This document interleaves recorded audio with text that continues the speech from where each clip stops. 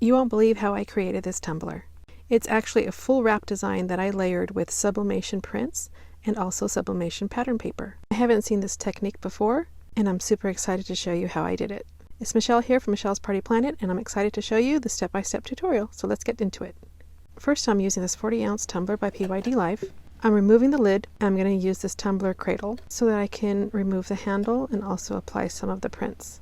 So I'm just using a screwdriver here as a Phillips. I'm removing the 2 screws to take off the handle. So I printed out some designs on my sublimation printer. I have an Epson F170, and I cut the images out with my Cricut. What I'm doing is applying a little bit of water on the back of the print. Then I add a little more water to get any wrinkles out and to kind of stick it onto the tumbler. The key is you don't want to use too much water, just in case the ink starts to bleed and messes up your design. So I just brush the water over the design, taking out any air bubbles or wrinkles, and making sure none of the edges are lifting up off the tumbler. And then with a paper towel, I'm just going to blot out any excess water. And I just continue to do this process while I put all the designs around the tumbler randomly.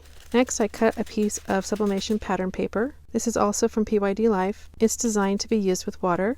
So I apply a thin layer of water on top of the whole design, and then I trim off the edges and then just wrap it around the tumbler. Again, you don't want to put too much water, just enough to make sure it has full coverage. Here I'm just centering the tumbler, trying to make sure my piece is long enough, and then I'm punching some holes into the paper where the handle was.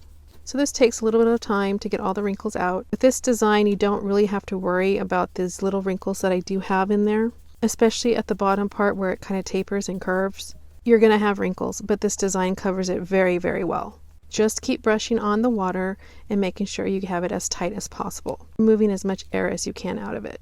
Now we're going to use the shrink wrap because we're going to actually use the sublimation oven for this process. So you put the tumbler into the shrink wrap. Once you have it in the sleeve, you're going to want to cut a couple of slits where the brackets for the handle were. Just very, very tiny slits. Just enough to get the brackets through. Just push it through like this on both sides. And then grab your heat gun and put it on high and just make sure you shrink wrap it as tight as you can.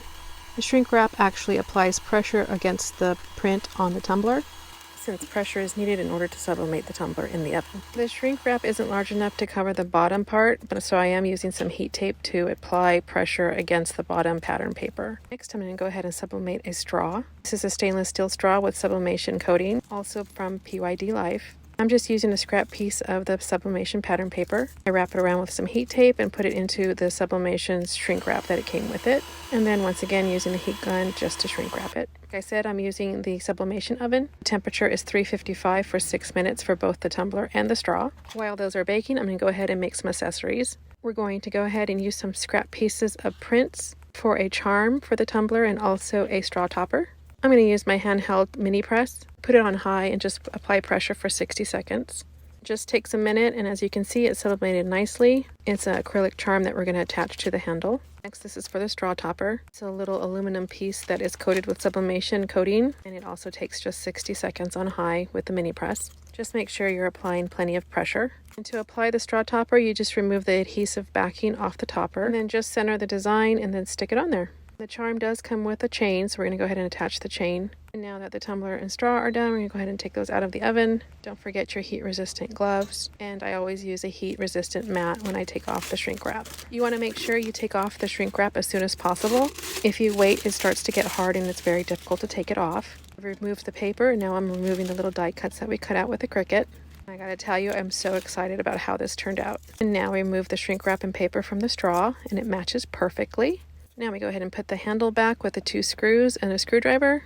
We screw on the lid, and then now we'll add the accessories. Let's check out the straw.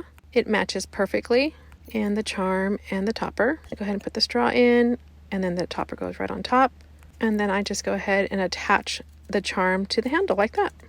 Doesn't it look awesome? It kind of reminds me of the Love Shack fancy tumblers that Stanley came out with.